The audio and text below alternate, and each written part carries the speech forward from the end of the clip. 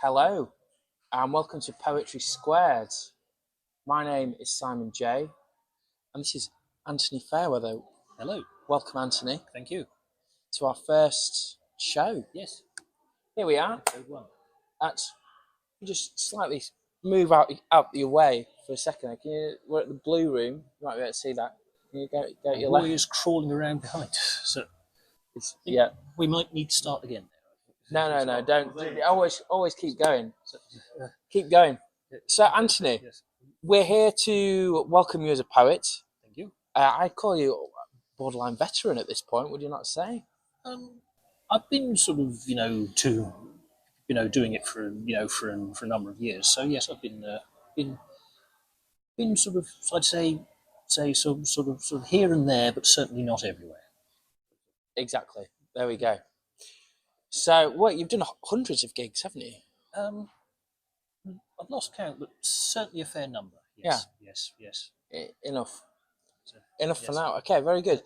Well, we're going to start by talking about your poetry, and then we're going to get to the second half of the interview, which is around your film, Okay. Yep. which is Frosted Glass. That's right. If I'm correct. That's right.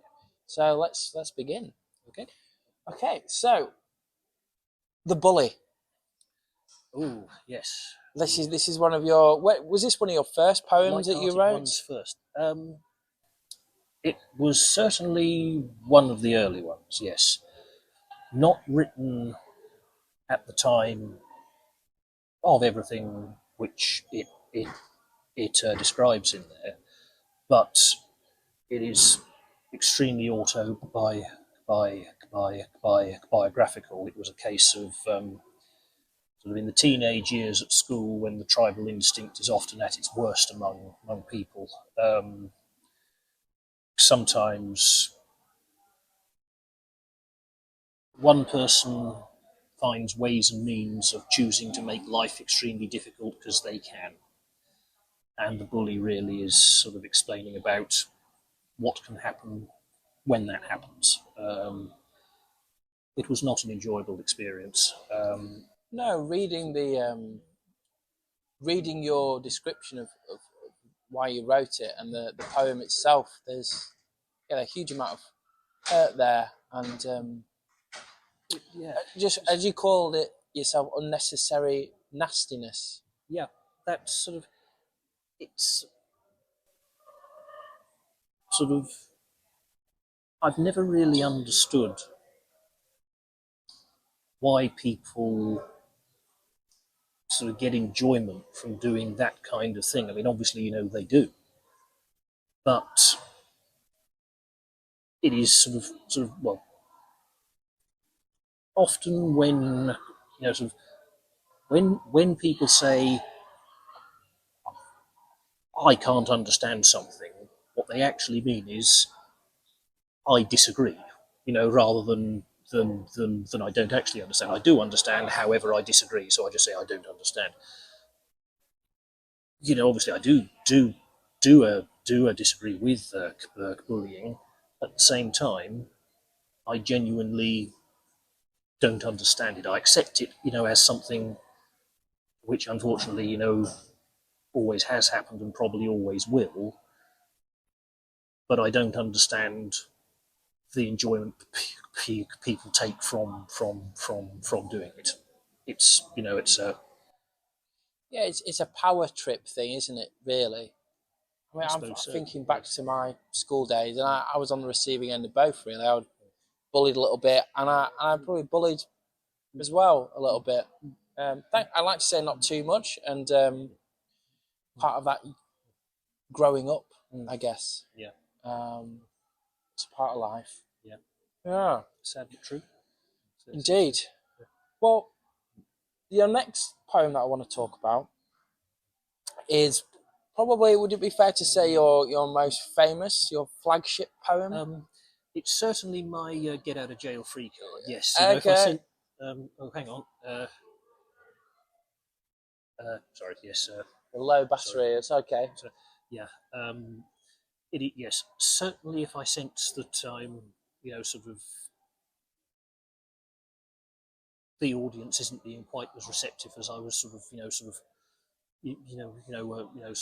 wanting them to be. If I do that, it can help, help get a gig back on track. Yes, absolutely. Very Yes, good. And that's files, files, files. The yes, admin's assistant's lament, yes, which will come back to you later on. yes. And if anybody hasn't seen Anthony perform it, we'll be putting, We will or post a any link. of the poems, Yes, we'll post a link so you can yes, read the poems yourself. yes. So the last poem that I wanted to talk about. So we're going through these quite fast, so let's just slow down a little bit. Yes. Files, files, files. This alludes to your day job, Yes. if you like. Yes.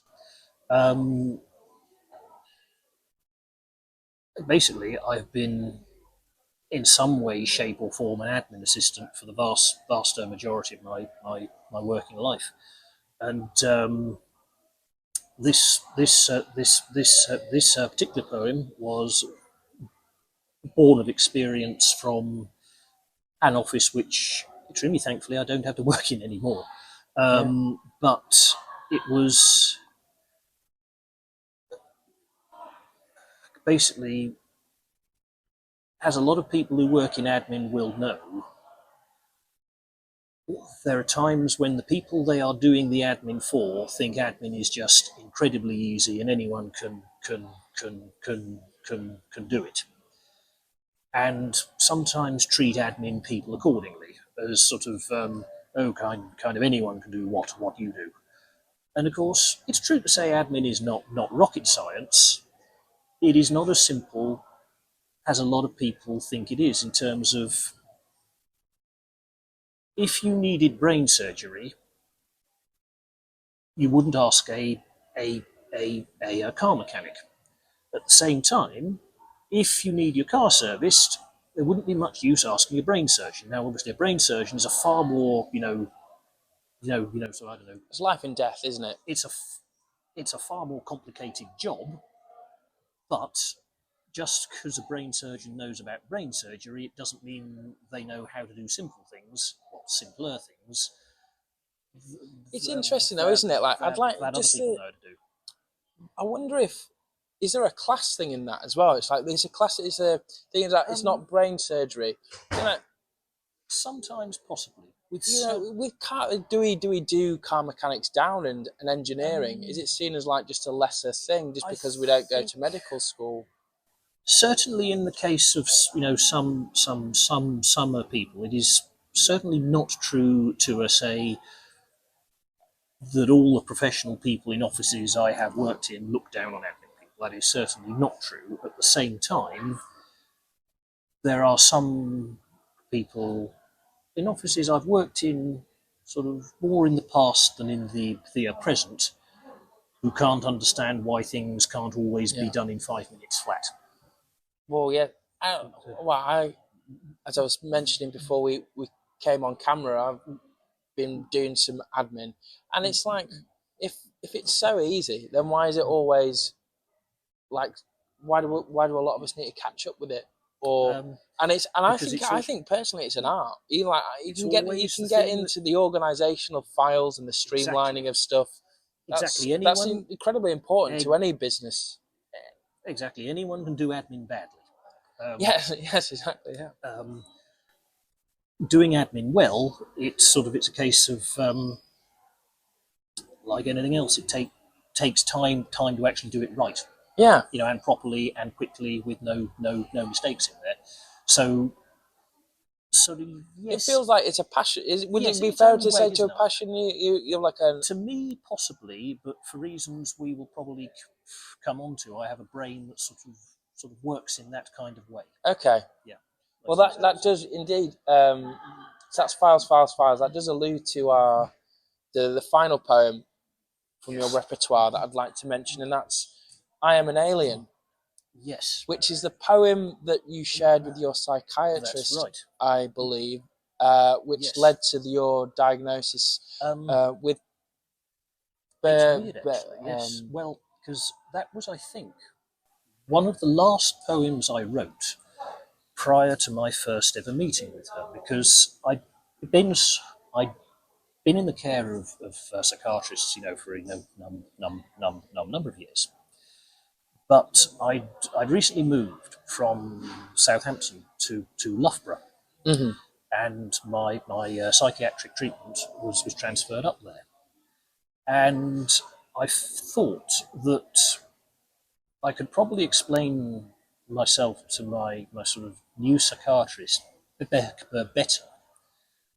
through all of the poems I had written about sort of the mental problems I'd had in the past, rather than just sitting down prattling away for hours on it.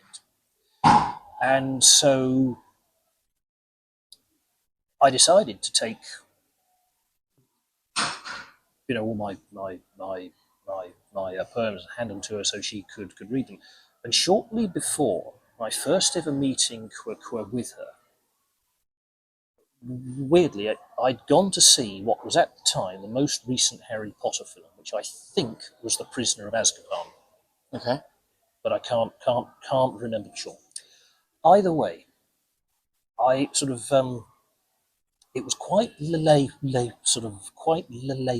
the film's run, and the cinema had been practically empty. Yeah.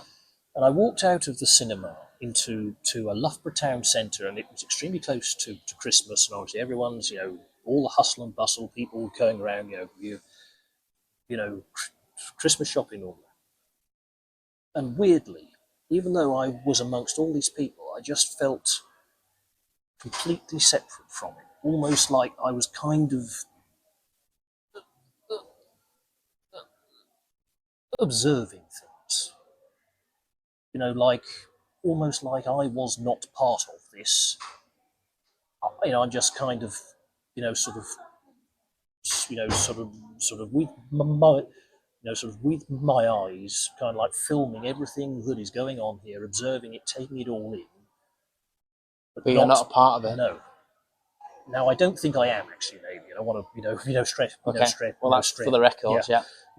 Stress that. But it just felt like a very good sort of metaphor for how I was feeling at that time. It was a feeling I'd had a lot of times in my life. But it was just on this particular evening, the metaphor came to mind, and I got home and I wrote this poem, which I showed to her, along with all of the other ones I'd written. I had our first meeting that happened not so long after that, and then at the second meeting, we went back. I met her again, and it was the most wonderful session I've ever had with a psychiatrist, because it was thanks to the poem. She said, I've read them, extremely useful. These ones in particular, I think you might have Asperger's syndrome. And I never heard of it. Never even heard the word. But she started explaining to me about her what it was. And she was like just explaining why my life had been the way it had been. Why all the stuff at school had happened, why I, was always seen as the outcast and the weirdo and the misfit, and, the one who always sort of, was sort of seemed to be in the designated role of village idiot, as it were. How did you come out of that appointment feeling? Was it relief? Or because that feels like it must have been a real sort of game changer for you in some ways. It was relief, it was ecstasy, it was just, thank you, you have explained my life. Everything just made so much more sense after that. And so I will be forever thankful, first of all, to Spike Milligan and Les Dawson, who inspired me to start writing poems about my mental state. And this is absolutely true. The Dr. Dawson, who diagnosed me as a result of, Dr. Dawson. Yeah, there weird, we go. Weird coincidence indeed. But thank you to Spike and Les Dawson, and thank you to to Dr. Dawson, who undeniably changed my life much for the better. Oh, that's beautiful. Indeed, it was. So let's, on that note, that beautiful note, let's move on to really the here and now. We've gone through your previous work, Yes. and although this isn't a new film, as it were, this isn't a debut. This Frosted Yes. Glass was released in 2019. Yes. But you've decided to show it again. Yes. Yes. And so we're going to talk about, what would you like to say about it? It's, well, the idea behind making it was just to try and shed some light on what living with sort of living with Asperger's and, on the wider level autistic conditions can be alike, simply because a lot of people don't know about it, simply because they've never had any reason to know. Because, I mean, I didn't know I had Asperger's until I was told I had it. Mm-hmm. So, I mean, if I didn't know about it and I had it, I started thinking the only reason people don't actually know about it is because they've never had any reason to. You know, so So you're really looking well, to yeah, shed awareness about exactly. Unfortunately, Asperger's syndrome. in the present day and age, where obviously buzzwords and clickbait are everything, words like prejudice and discrimination and ignorance get sort of bandied around a great great deal, and obviously discrimination is a bad thing, but at the same time, quite a lot of the misunderstanding about anything in the world is simply a case of an absence of knowledge rather than people's rather than people having any sort of malignant intent to Indeed. actually be nasty towards people. So They just don't know things that would help them understand because they've never had any reason to know because they've never come across the actual situation. So quite often it isn't anything maliciously intended at all. no, just as ignorance essentially. Yeah. Yes. So how would, in your personal circumstances, how would you best describe how Asperger's syndrome affects you on a Well, day-to-day basis? a very good definition that actually where the title of the film comes from. There's one of the ambassadors for an organisation called the National Autistic Society called Robin Stewart. At least she was certainly an ambassador then. I must admit, I don't know for sure if she still is, but I was listening to a radio documentary she did, and she described Asperger's syndrome as like described having it like looking at the world through a frosted glass window. And So I what just does that thought, mean? sort of, you can see everything that's there, excuse me, but you don't see it in quite the same way. Another phrase that's often used to describe people with Asperger's is that their brains are wired up a bit differently. And that is certainly true as well. They just maybe see things in a slightly different way to people who don't have Asperger's and therefore act accordingly. So you're talking like in terms of the unsaid things, social Yes. cues, facial Absolutely. expressions. Yes. It is often said they sort of take sort of one criticism that is sometimes made of them. It's been made of me is the sort of you take things too literally. My argument to that is, well, actually, I take them accurately because somebody told me to do a certain thing, so that is what I did, and I'm wrong apparently now for doing what they told me to do. Yes, the grey areas of Yes. life, and so yeah, I so I resonate with you there to a certain degree. Sometimes I can lose them. You could say that in some ways, Frosted Glass is trying to shed light on the grey areas. Okay. Which is something I've literally only just thought of here and now, but it's sort of there we go. Yeah. Poetry squared first, ladies. Yes.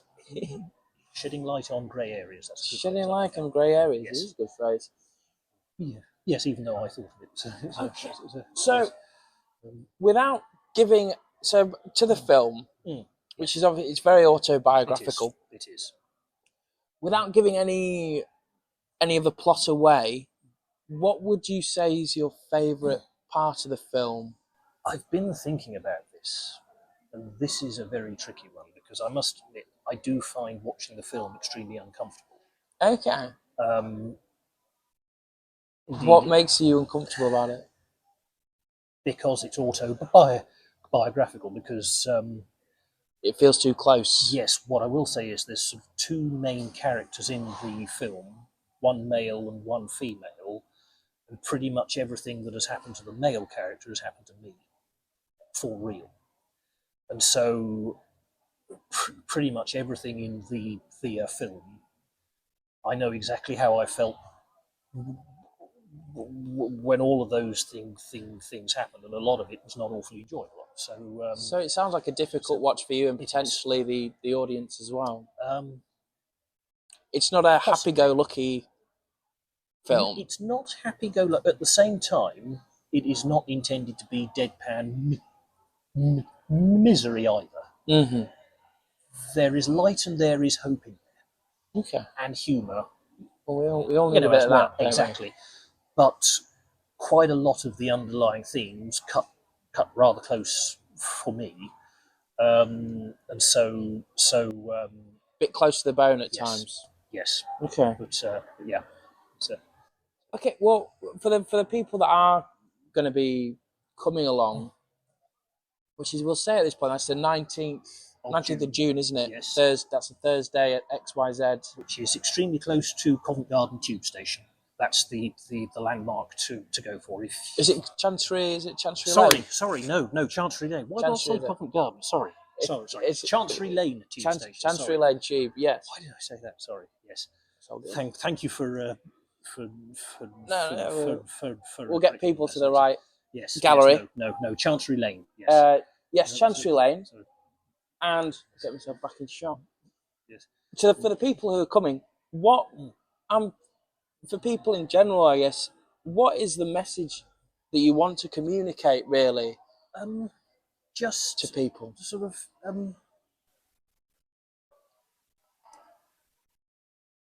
If I wanted to be sort of rude and blunt about it, and I don't like being rude or blunt, but sometimes it works. Sort of 4 words: don't be a jerk. Well, that's not as rude as you could be. True. Don't be a jerk. Another 4 words: live and let live, and another 4 words: each to their own. Could you expand on them a little bit? Just sort of. I think don't be a jerk. That's just be kind. Yes. We'll get that one. But the live and let live. Yeah. If someone is doing something that for any reason is causing you upset, obviously sort of tell them, but don't use a sledgehammer to crack a walnut kind of thing, because quite often if you tell someone to stop doing something that is annoying you, quite often you'll find that they were never trying to do it on purpose, and they never wanted to upset you, and once they've once they found out they were upsetting you, they'll stop instantly because they never wanted to upset you.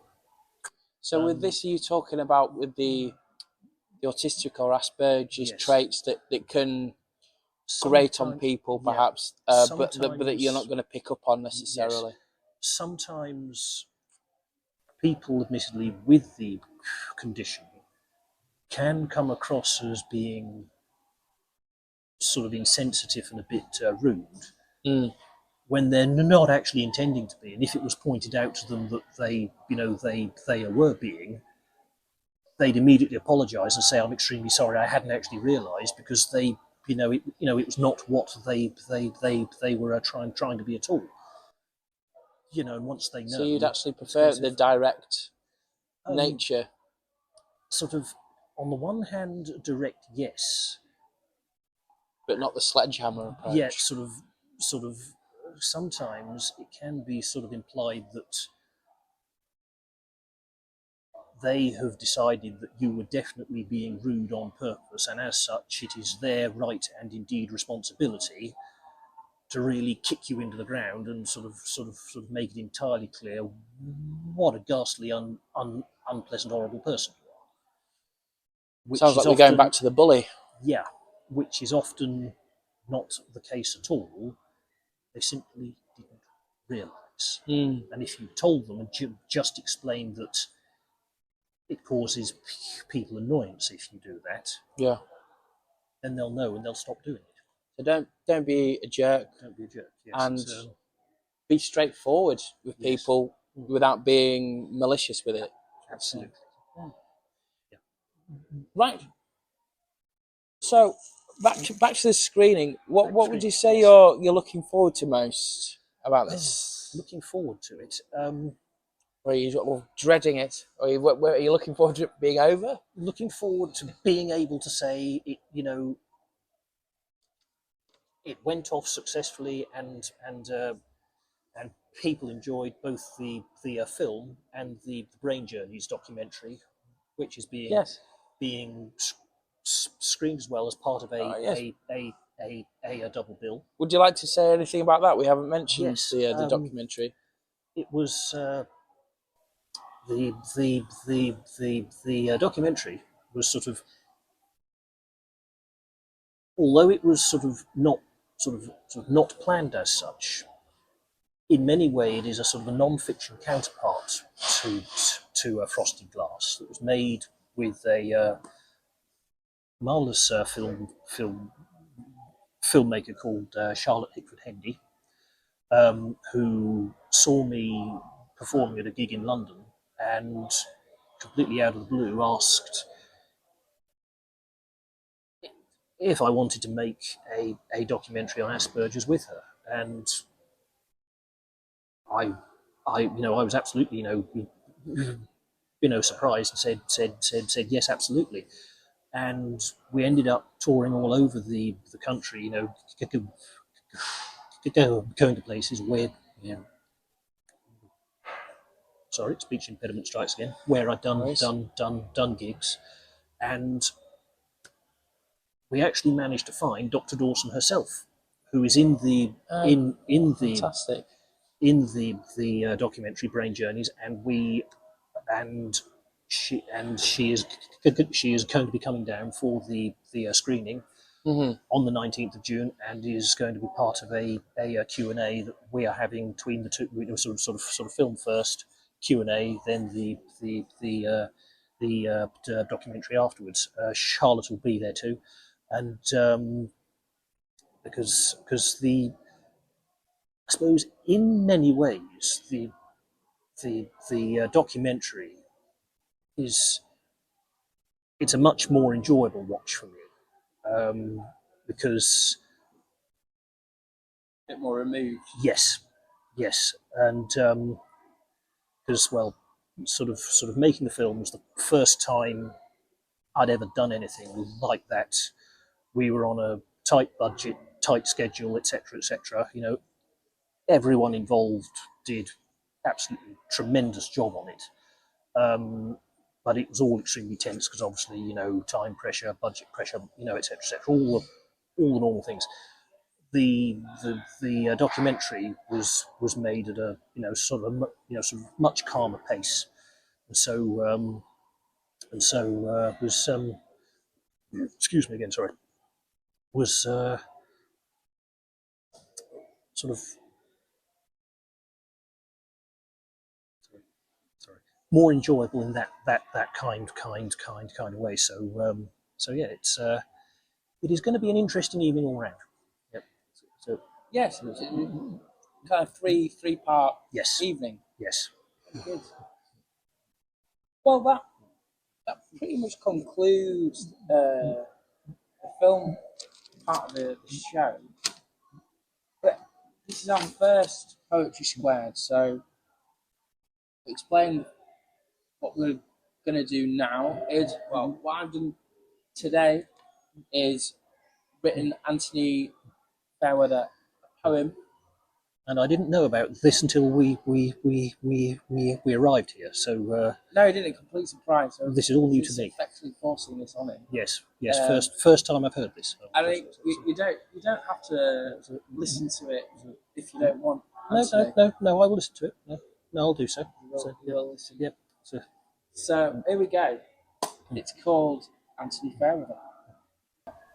Anthony Fairweather is a human and a poet, if you will, that can rhyme like a tornado, but his performance is by no means a cheap thrill. It is clear he is diligent, fastidious to boot, frosted glass the result of a film crew resolute in making a meaningful movie out of a substantial amount of pain, distressing for those involved, but for that the audience make their gains. From being bullied in the playground to sharing the stage with John Cooper Clarke. You mentioned it. That was a night. Yeah, I bet it was. Continuously honing his craft, keeping a flame burning from that initial spark. So let's honour his influences, Spike Milligan and Les Dawson. They contributed to the winning of slams and wringing of hands, which must have been pretty awesome. Challenges come in many forms, and you, Anthony Fairweather, have found the courage to overcome. Yours with emphatic competency, and it's clear you're still not done. It's praying for you, sir. Thank you. Thank you. Thank you. There we go. Much. Thank you.